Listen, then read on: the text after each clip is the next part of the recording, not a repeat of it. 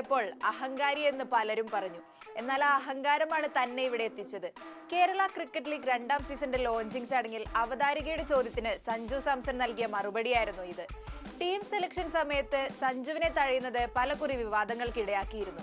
2025 Asia cup team selection സമയത്തും ഇതേ ആശയക്കുഴപ്പങ്ങൾ നിലനിന്നിരുന്നു. സഞ്ജു ടീമിൽ ഇടം പിടിക്കുമോ അതോ ഇനിയും തഴയപ്പെടുമോ? ഇംഗ്ലണ്ടിനെതിരായ ടെസ്റ്റ് പരമ്പരയിലെ പ്രകടനം ശുഭ്മാൻ ഗില്ലിന് അനുകൂലമാകുമ്പോൾ ഇത് സഞ്ജുവിന്റെ സാധ്യതകൾ മങ്ങാൻ ഇടയാകുമോ എന്നത് ആശങ്കയുണ്ടാക്കി.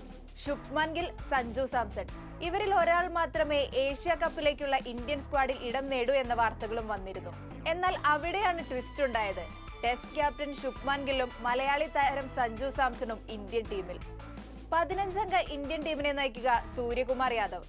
സ്കൈയുടെ തന്ത്രങ്ങൾക്ക് പിന്തുണയുമായി വൈസ് ക്യാപ്റ്റൻ സ്ഥാനത്ത് ശുഭ്മാൻ ഗിൽ. ജസ്പ്രീത് ബുംറയുടെ തിരിച്ചുവരവായിരിക്കും ആരാധകരും കാത്തിരുന്ന മറ്റൊരു വാർത്ത. ജോലിഭാരം കണക്കിലെടുത്ത് 5 ടെസ്റ്റ് മത്സരങ്ങൾ അടങ്ങിയ പരമ്പരയിൽ 3-ൽ മാത്രമായിരുന്നു ബുംറ കളത്തിലിറങ്ങിയത്. എന്നാൽ അദ്ദേഹത്തെ ഏഷ്യൻ കപ്പ് സ്ക്വാഡിൽ ഉൾപ്പെടുത്തിയത് ആവേശത്തോടെയാണ് ആരാധകരും ഏറ്റെടുക്കുന്നത്. പേസർമാരുടെ കോട്ടയിലേക്ക് ബുംറയ്ക്കൊപ്പം അർഷദീപ് സിംഗും ഹർഷിത് റാണയും.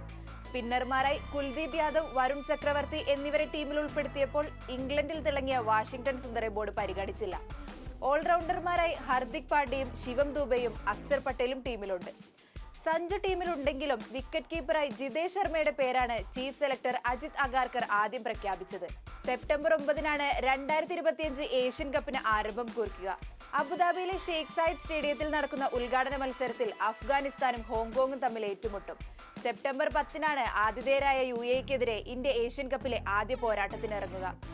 ആരാധകർ അക്ഷമരായി കാത്തിരിക്കുന്ന ചിരവൈരികളായ ഇന്ത്യ പാക് സൂപ്പർ പോരാട്ടം സെപ്റ്റംബർ 14-ന് ദുബായിലെ അന്താരാഷ്ട്ര ക്രിക്കറ്റ് സ്റ്റേഡിയത്തിലും അരങ്ങേറും.